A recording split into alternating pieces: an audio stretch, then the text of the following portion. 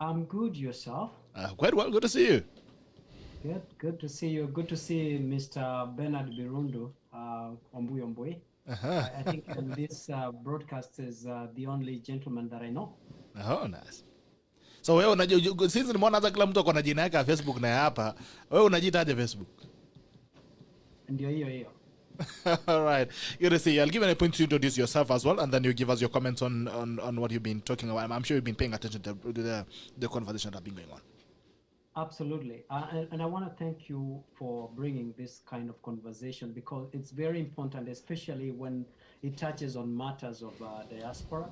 And let me first register my disappointment to the people who have been in diaspora, who have since gone back home. And I've gone there with intent to bring good leadership or good governance. But I must say equally that the expectation for them to represent the interest of the people who are in diaspora has been on decline, on a graph that is going downwards, as opposed to bringing the good governance, the good policies, the implementation, the policy reviews, and so on that we see in the countries that we live. I live in Canada, and I've always desired to see the very good policies that what I see here reflected in our country back home. So many of us come here and think that we can do better than those who are back home. But if you look at the governance, the structure, the government and the people who are representing us, most of them have been diaspora. Most of them are educated outside the country. But what happened? When they got home, they forgot about the interest, the weaknesses that we saw in the government, the criticism, the sharp criticism that we had for the government failing to implement. Because I know Canada has been working with the government of Kenya, or Kenya School of Administration, in matters of policy and governance since 1963 up to now. And so why are we seeing people who have gone back from Canada to Kenya not influencing or shaping the governance in the right way? So I was trying to, at the time I joined, I was trying to look for the policy, the diaspora policy that the government came up with in I think 2013, if my memory serves me right, so that we could compare notes and see, is it the goodwill or the implementation that is not there within our government? Because there is a document that actually is intended to cater for the very good remittances that we have from diaspora to our home country. The truth is, when we leave Kenya, we come out here, and many people want always to go back home. But the truth is, there is not that environment that will accommodate us. Once you have gone out, when you want to go home, you feel you want to bring a difference. So what happens with the diaspora people? To me, in this discussion, that is what will be my focus, and encourage those who come from this country going back home with the intent of bringing good governance. What happens in the middle? Why do you shift the goalposts and not deliver as you intend when you are from out here? Wow, those are very amazing points here that you've really brought up. You brought up very, very well. And they say at times, the river does not change the auction. So we need to actually question why the river is not changing the auction over time. Even if the rivers come with different colors, we're still seeing the problems that you're having. And even when you have a discussion on dual citizenship, I mean, the brain drain that we're having in Africa, where we're having people that are moving out that could actually influence change, and we're telling them now, someone like our good friends who really want to see things changing. These guys in the medical field, Yator was saying, okay, we could do things better in the medical field. They don't get an opportunity because someone tells you you're a dual citizen, so you cannot participate in the issues of your country. I want to go to Njagi. Meanwhile, so that we can also serve the diasporans, OJWANG, please prepare the pointers on the BB and also the amendments that were done yesterday, so that we can also look at them. But before we get to that, I want to draw it to Njagi. Tuambie proposal yake ya Okoa Kenya ama ni Free Kenya. Now it's in English. Free Kenya Initiative. What is it all about, and what are some of the things that we should look forward to? And how is it different from Punguza Mzigo, BBI, and 2010 Constitution? Yeah, thank you. Once again, Bob Njagi, I'm the chairperson of the Free Kenya Initiative, and what we have been doing since 2018 March, we came together as Kenyans because we realized that the country is going down to the dogs. And we as a people have to come out and do something about restoring the country. So one thing that the Constitution does, the new Constitution 2010, it gave us an avenue as Kenyans as to how we can amend our Constitution if the need arises. And one of those ways was through Article 257, through a popular initiative. The reason we opted to consider as Kenyans initiating this Free Kenya initiative is that we realize that there are issues that need to be protected within the Constitution. For instance, we have seen the success of devolution. Devolution is working for the country. But for us to be able to protect, to be able to enhance, to be able to increase resources to the counties, we cannot do this by an act of parliament. This has only to be done through a constitutional amendment or through a popular initiative, otherwise known as a popular initiative. Secondly, we have seen the risk which our independent commissions are going through. IBC has a problem, EACC has problems.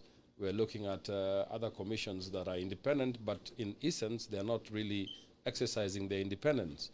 So what can we do as Kenyans to affirm and protect these institutions that are the institutions that guide what you call good governance and democracy in the country? So for us to amend laws in IBC to ensure that we have free and fair elections, then we need to propose amendments through a popular initiative as provided for in the Constitution. We are talking about the structure of the executive. In Free Kenya Popular Initiative, one of the stark differences we have between ourselves and the Building Bridges Initiative is that we are maintaining the current structure of the executive without necessarily increasing the size of the executive.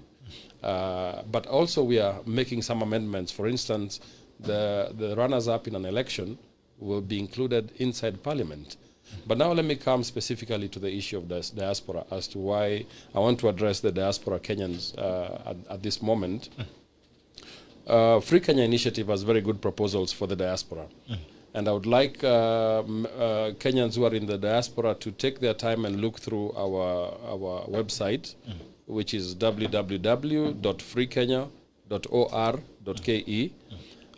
We are suggesting to include for the first time 2 senators for every continent in the diaspora. So if you're, for those in America, we'll have 2 representatives who will be representing the interest of Kenyans in America within the Parliament, the National Assembly.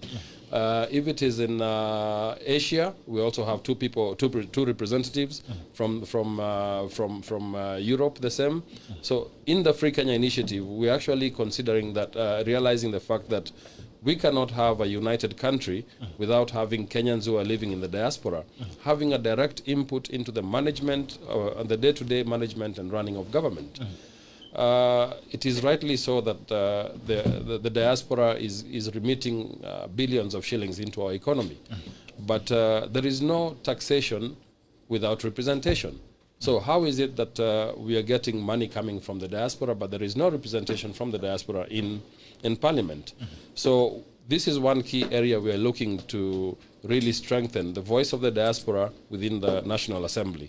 But for this to happen, we also need the diaspora themselves to support our initiative by appending their signatures. Those who are registered voters, they can do that online and support the Free Kenya Initiative. In a nutshell, Free Kenya is a people-driven initiative. We are different from what the Building Bridges is doing because we are involving stakeholders who we're talking about the religious organizations, the civil society, the political parties, and Kenyans at large. Ours is spearheaded by the people and for the people.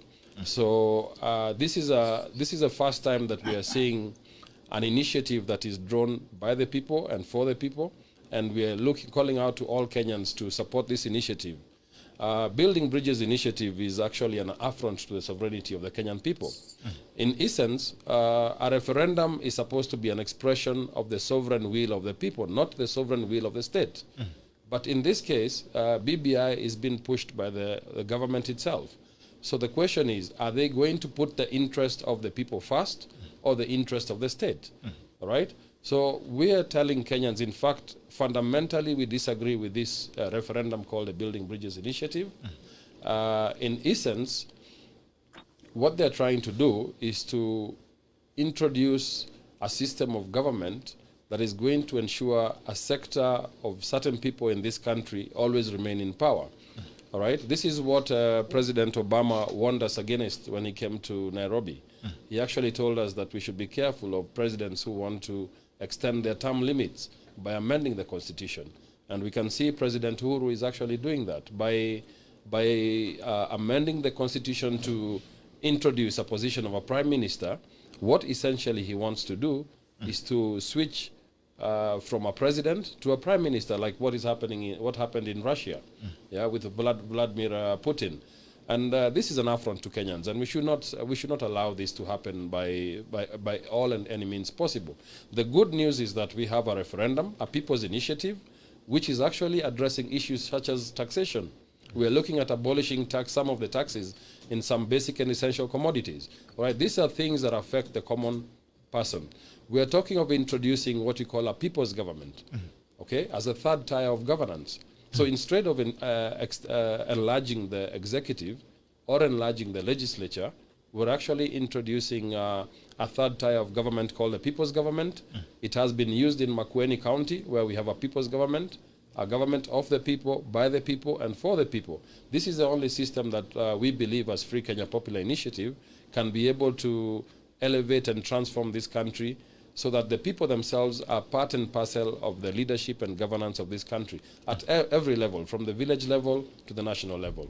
Wow, that's amazing. I think now I'll throw it back to Diaspora. When you come back, we look at the amendments that were done yesterday on the BBI report and what you should expect going forward.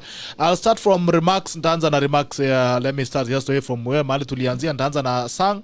Sang, what are your comments from what you've heard on Free Kenya Initiative? So I think it's anything that involves wananchi directly is really important and very paramount, because just like one of your guests a few weeks ago was mentioning, that the first BBI really involved Wanjiku from the ground, and they gave their opinions. But the most amazing thing always is how things come from the ground. By the time it gets to Nairobi, things have changed. You know, we had a second BBI a few days ago, and by launch yesterday, there was new things that people didn't even know. You know, even the Right Honorable retired Prime Minister was surprised with some of the things that were involved in it. Is he retired? So I think anything that involves, I know. So anything that involves wananchi and the people being given the power to vote or to put down the signatures on their own, I think is very, very good. We support that kind of thing because we know that it will make a difference. But hizi vitu zingine wenye wananchi wanafanya, you know, wanazungusha watu hivi, and then the next thing you know, people go into a hotel room, conference room, and they decide on the new thing they're going to release the next day, is really not what people signed for. And then wananchi are the ones paying for these things with a lot of money. And it's surprising that every time there's something that ought to be done, pesa inatoka when they want to sungusha wananchi hivi. And then when wananchi is asking for help, when they really need help, money is not available. You know, it's really surprising, you know. And then us here in the diaspora, we need major help here, because you know, if I can mention just one thing, is the students that come nowadays. When students used to come a long time ago, if they fall off, you know, there's a place to land, that they could find work and things like that. In this day and age, you can't do that if you're a student. Even when they're on scholarship, sometimes they say full scholarship, but then when they get here, they need 5K. What are they gonna do? Where is the 5K gonna come from? You know, so we've seen quite a number of things like those that happen here, and the embassy is far away to give us solutions. So the communities around us here are the ones that come up to help those students and stand on our own here. So really, we need to see some of these initiatives, including Free Kenya here, to address some of those things that touch, those areas. Thank you very much. All right. I'll go next to Arama. First of all, let me address my brother over there, Amicus Duncan. Amicus Duncan. Yes, Amicus Duncan. I just wanted to let you know I represented you well for our daughter's graduation. It was very good. It went well. No, you have not been helping, Arama. You forwarded these things to Pastor Juang, who always is not fan of what we are doing. No. I'm not talking about that. I'm saying I represented you well in the graduation for your daughter for Esther, yes. Yes. Beautiful. Yes. He should give you some dollars for that. I have to put you in trouble a little bit. Yes. So let me start by addressing one of the issues, especially for the diaspora. It's very embarrassing as a country that people look up and say Kenya is one of the countries that people around here look up and say it's one of a great country. And then you go to our embassy in Washington, D.C., it has mold, dust, yani vumbi kila mahali unashangaa. Hata ile kioski ya mtu wa kushona viatu in Kenya is better. It's an embarrassment that our government spends so much money doing nothing and nonsense, that preparing, because that is our country. The embassy is the country of Kenya.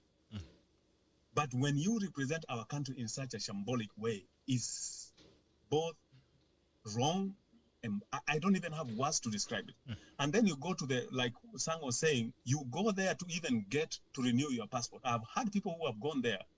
The experience is not good. So you can imagine someone flying from Dallas, from New York, from wherever you're flying from, go to DC, and then someone says, oh, you are missing this document, go and come back.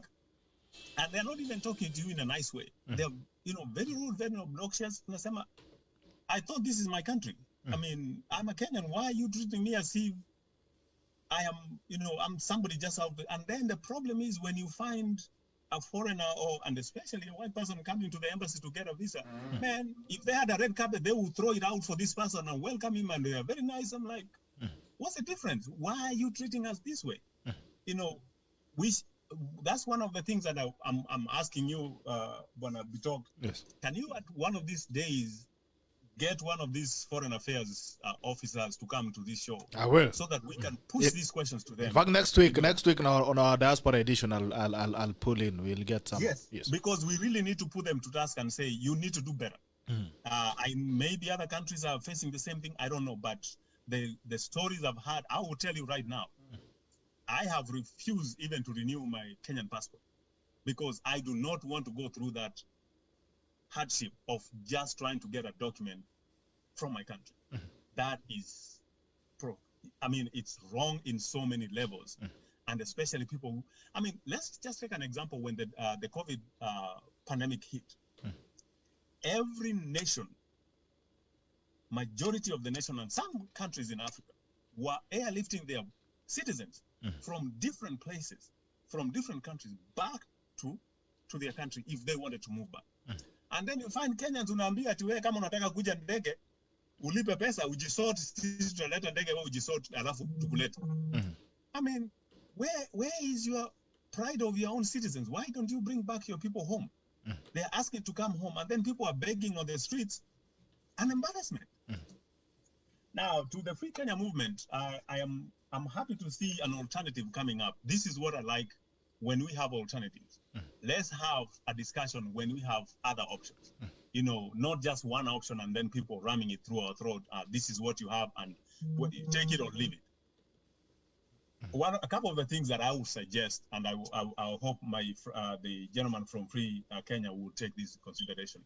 One of the things that I talk about in politics, and especially when it comes to nomination in parties, I know Duncan talked about his experience, is can we make it in a way the IBC or whichever organization they're going to come up that runs election actually does all nomination for every party. And we don't do it each party different, because you are actually, that's a form of rigging, because today I can go and vote for a Kanu nomination, the next day Jubilee, next week or next month ODM or somebody else. Yeah. Same person voting 5 times. But if In you different do it parties. one day, yeah, if you do it one day, you will say we do it by counties. This week we are doing, or today we are doing Nyanza, Eastern, Mombasa, or Coast, and all that. You go to the polling station, where unataka ballot ya chama gani? Mimi nataka ya KANU, huyu anataka ODM, huyu anataka Jubilee, whichever. You vote.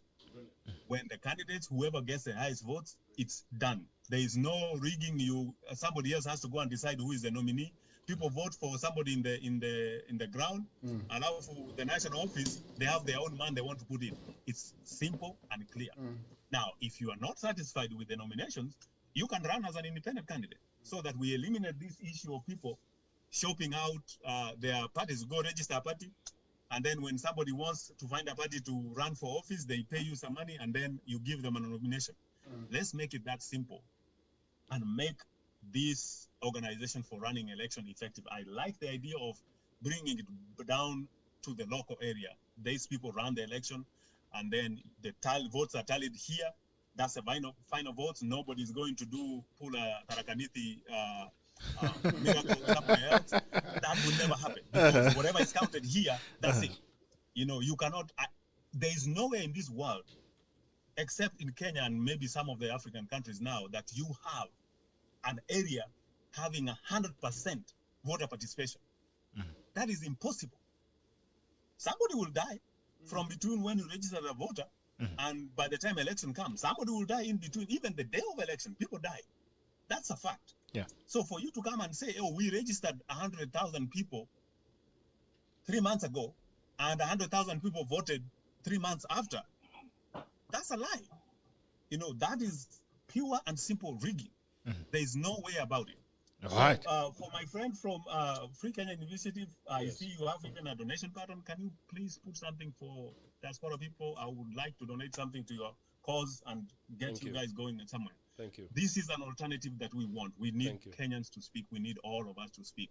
I like the idea of having Diaspora people represented.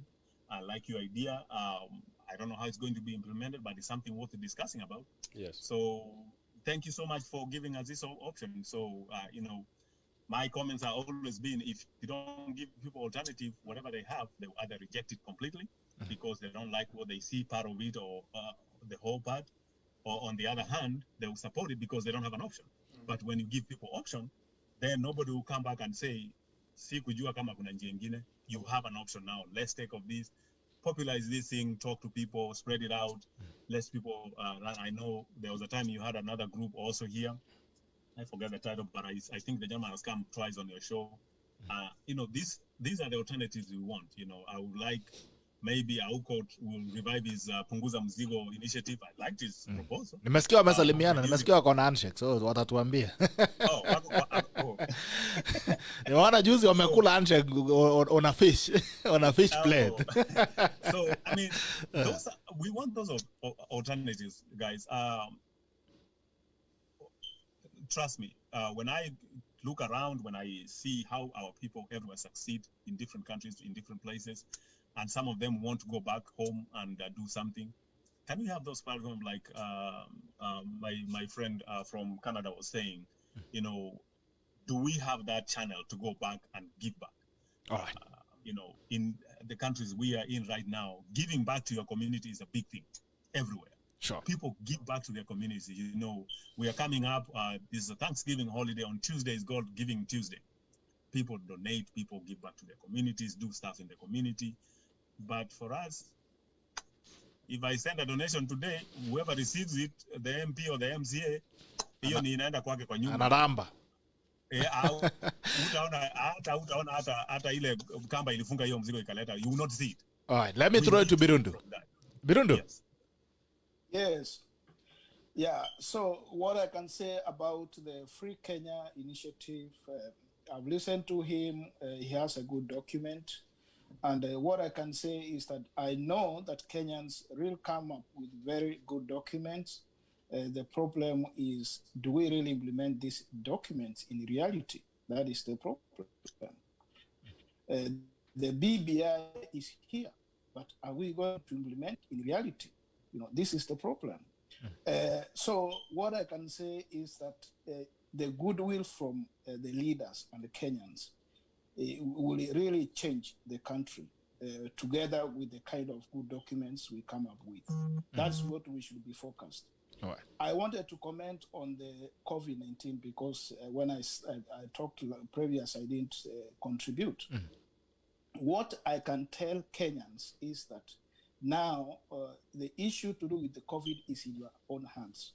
Your safety, it is about you, the people you love, and the community. Because I was talking to my sister this morning, and she told me that now even the people she knows, there are people she knows that are dying of COVID-19. So it means it is close to everyone. So we need to take precautions, and we need to remember the government is going to do nothing to save you, to help you, because doctors are dying because they lack PPEs. So who are you as a Kenyan expecting the government to protect you if the government cannot protect the frontliners? Already, I'm shocked and I was surprised to see the DCI director focused on 2007, 2008, when it should be focused on the problem at hand. Who are these human beings that store the COVID-19 funds and equipment? That is what it should be focused to make sure that these guys are apprehended. So what I can say is that we as a people and the government, especially the government, it has very wrong priorities as far as the Kenyans' issues, the Kenyans' problems are concerned. Thank you. All right. I'll go to the Canada guy, Miss Lem. Thank you very much. Maybe I have a follow-up, and I'm happy to see Amelia, also known as... that we are coming. Also, Jacob Frank, you'll be, I think, we'll come after, and I will come to Robert Kobe. I think Robert Kobe came before that, then we'll go to Jacob Frank, and then we'll go to Amelia. All right. Yeah, and also known as John Ondieki, a policy expert here. So I was going through, I want to make follow-ups on the key speakers who have just spoken. Mr. Arama, the Kenya initiative, something I didn't quite get it, but I just wanted to ask on the representation of diaspora when they're saying they want to have certain positions, like the senator from 2 senators from every region. That representation, what criteria are you using? If you look at location of resources in any, let's look at Kenya, for instance. The resources that are allocated to Nairobi, for example, cannot be the same, cannot be equal to the resources that are located to Nyamira because of the input and the taxes that they give back to the federal government or the central government in this case. So if you are looking at 2-2 in every region, are you also looking at the remittances from this region? That's something that I would like him to also look at. In terms of scholarship, I know they mentioned, he also talked about scholarships. You know, the truth, or rather the sad reality is the people who receive scholarships, the majority are usually either government or slightly above average, or who are in the government. 2, the people who are either in the private sector, or is who you know in the government, and then it will help you get a scholarship. What can we do so that we can bring transparency and accountability in terms of the people who need the scholarship versus the people who know who can influence to the people those who can get the scholarship? So that's something also I would like him to explain. He also mentioned Chapter 1 of the Constitution of Kenya, 2010. He talked about the sovereign power being vested in the people and the decisions made by the Constitution. So I was wondering when he was talking about that power being vested in two bases. Number one, as a Kenyan who is also who doubles up to be a citizen of another country, it means I should enjoy the full rights. Now, how can it be that the diaspora who are giving more billions and billions of shillings to the country can then have a limitation of participation in terms of democracy? How fair and accountable is that policy, and verifiable is that policy? And also in matters of voting, and I would like to indulge my friend here, Ombuyi, who is a security expert. We know that technology can take care of voting. We know that in the modern society, we know there's something called security certificates that is issued. For example, you can be issued like a security certificate, and then once you receive it, which is issued to an identity, then once you receive it, it has an expiry, and then once you use it, let's say it's assigned to a passport number, for example, then once you use it, it expires, and then you remit your vote. After that, that vote can count regardless of where you are, because the reality is, and COVID-19 tells us that we are going on a virtual world. We saw recently the President of the United States having a virtual meeting with the mayors across the United States.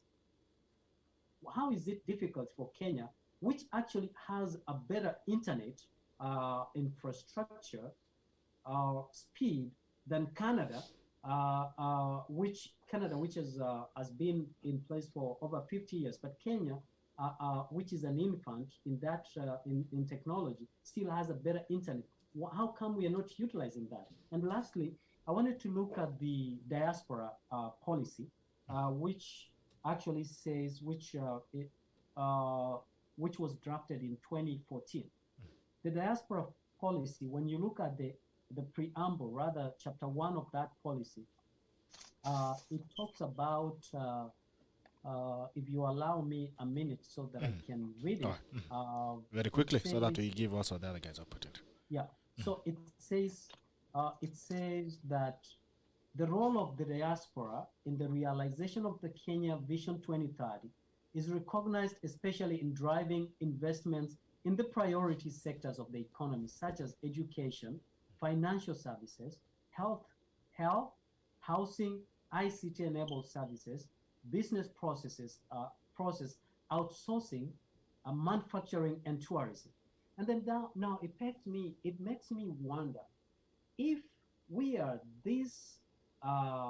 we involved in the development of the economy of a great country. How then, when you become a dual citizenship, you have a limitation?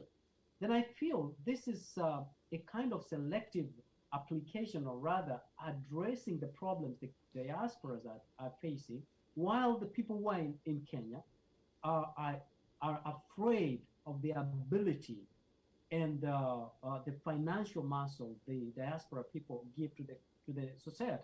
When you look at the rationale of the policy itself, I'm not going to read most of it, but I just want to quickly mention that when you look at the rationale, and that is in chapter 2, the rationale of developing that policy, the policy objectives, number 1 is to develop and implement and to engage, empower the mainstream Kenyans abroad, mobilize Kenyans abroad to form town, city, or country or specific umbrellas, and so many. There are quite a number. So I'm here asking a question: are we just being used to further the interests of those who are afraid of the people who are outside, or is Kenya very good in developing policies, or rather documents, but they fail the goodwill of implementing them? All right. Then I'll go to Robert Kobe. Robert Kobe, how are you? Oh, thank you very much, BITOK. How are you doing? Quite well, sir. How are you?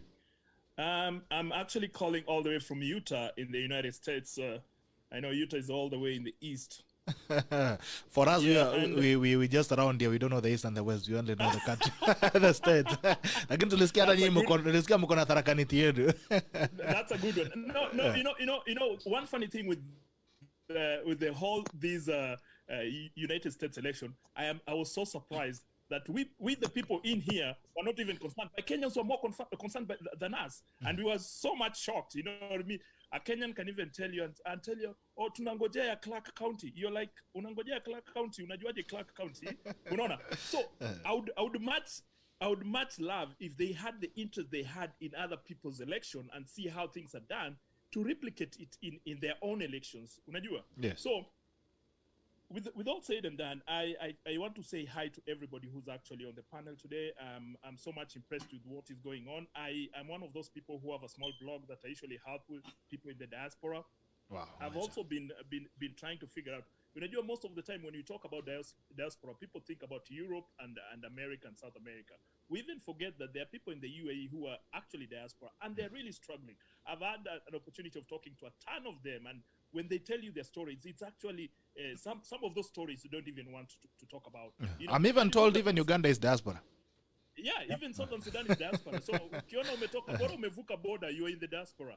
So most of the time when we create this kind of forums, let us diversify so that we can actually see how many Kenyans are outside there, how many Kenyans are having a good life, how many Kenyans are not having a good life. Because when you talk to these people who are not having a good life, actually they blame the government, because most of the time when they have all these plights, they don't get the right kind of platform where they can address their issues. And let me tell you, I like calling a spade a spade. The biggest problem with Kenyans, even us in the diaspora here, ni ukabila. Utakuja America, unaambiwa enda kwenyu. So you're like, I'm in America, kwetu ni wapi? Unaona? If you sit somewhere, people are talking that you can't synchronize with that language, unajiona out of space. Unaona? And that is what is killing us.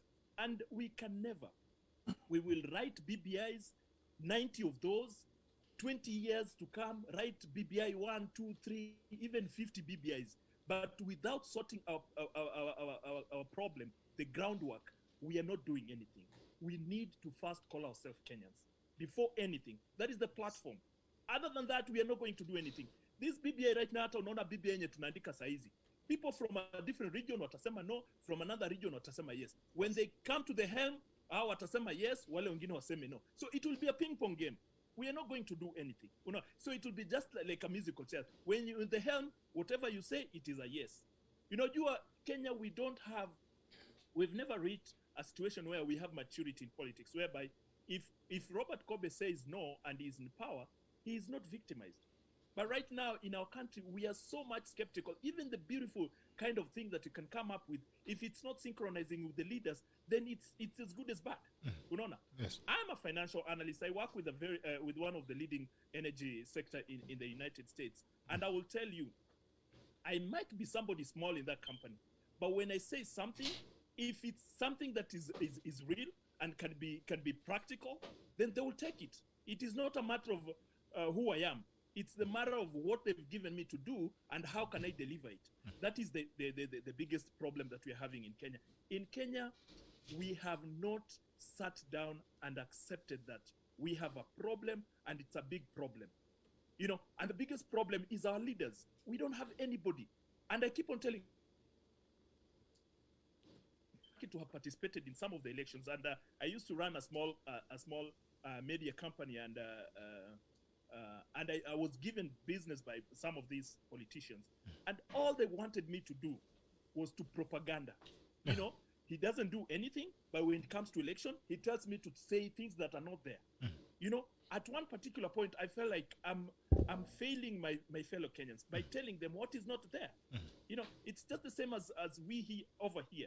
You look at the presidency, the outgoing president and the incoming president. You'll kind of see that this is just, you know, there's a big contrast, and there's a big difference between the two of them. One is preaching something different, and another one is preaching something different. We have the eyes to see. But in Kenya, you have to play to the galleries. Whether you're doing something good or something bad, you have to play to the gallery. But the one particular problem that I have failed to understand about our leaders, they have never, at no particular time, have they ever put the common mwananchi at heart. And I will tell you that. And I don't, for me, I don't care brushing shoulders with people. I usually tell them as it is. Because when you tell me you can steal even COVID money, and you go scot-free, and you're seated somewhere with your own son and daughter, drinking a cup of tea, while somewhere is struggling for his life, to be and to be fair to everybody, hiyo ni kama ni ugonjwa. We are sort of sick with some of these things. Some of these things, you even hear them, and you're like, are we in a real country, or we are in a fictitious country? Because to be honest, no, that is for sure. Because and most of the initiatives that we start, like for example, I'll tell you as quick story. Yes. I have a friend of mine who is actually running a school. He's a principal in one of the big schools around where I live. And I told this guy, I need you to help me. I have some schools back in Kenya, and they really need books. I just need books, even story books, And what they usually do as a school, after a period of time, they phase out all the books they have in the library and get new ones. So these are the ones, they just throw them away. So I told them, I need these books to take them. I have schools that don't even have a library. We can just start a small library. Let's just create that reading habit for our kids. It will help them. Because education is the power. So he told me, no problem, Robert, you're my friend. I'll give you for free. But how are you going to take them to Kenya? I told them I don't have a problem. I can cater for the shipment to Kenya. But the way they will get to Kenya, I'll just look for 1 or 2 people who can help me have them get in as a staff for an NGO or staff that are going to help a school. And then I will avoid all these, the bureaucracy of, paying all these unnecessary charges, because they furthermore they're just going for free. I'm not going to sell them. Yeah, sure. So when I communicated with some of my friends in Kenya, they told me, okay, we are going to help you. I am telling you, BITOK. Yes. From the word go, from the time I started that story, I became a siphoning appendix. People started siphoning money. They tell me, before it goes to, you have to pay this, you have to pay this. These people are not even looking at what these things are going to do. Who are going for to the children back here? All right. For the children, And I was like, seriously? I told them, these are books. People are just going to read them. And it's a generation that is going to read these books. Somebody has decided to help me, And they were like, you have to do. Even leave alone that. I had decided to go and do a borehole for a community. And I talked to my friends, and I had some German friends who are going to do that borehole. They looked for the rig and all kind of stuff. And there's a friend of mine who told me, he's a friend of mine because I call everybody a friend of mine, who told me, before you do all these things, can you plan to have like 2 million so that you can actually, sanitize people with it, so that it doesn't bring a lot of political issues? Sanitize watu, nunua sanitizer. Yeah, so I'm like, munakula sanitizer enye mnatakana kupatiana for real, lakini yangu sasa mnataka ni sanitize. What do you mean by sanitizing? These things, when you do them in a community, they bring a lot of political atmosphere that is actually, not conducive, because all these people, all these leaders who are there, they feel like they're threatened and all kind. And I'm like, I'm not going to vie. If I'm not going to vie, the benefit doesn't even lie on me. The benefit lies on the leader. All right. Because these things are free. You know what I mean? And I saw that kind of thing. So I would want to say this, and Mr. Arama, you will help me with this. We can write 20 policies, but as Kenyans, when you don't start from scratch, we're not going anywhere. Right. Be it having the millions, be it having whatever. If we don't change the culture of our thinking, the culture of how we want to appreciate ourselves on the ground, we're not going to do anything. And my factual fact is, until when we will do the way the former Libyan president wanted to do, that before he lives in a state house that is built with bricks, every Libyan citizen should have a place to sleep with running water and gas for free. Before you get there. All right. Robert, if you need any help with those things, but if you need to get anything, anybody, we wonder if there's a way we can work together. If you need anything to get with the country, or we can help the community, we can always liaise. You can always talk to me, then we find a way where we can work with this. I can try and knock some few doors, alafu tuone nini tunaweza fanya. Wacha tupea Amelia pia. Amelia, naona Amelia amesubiri sana. Amelia, how are you?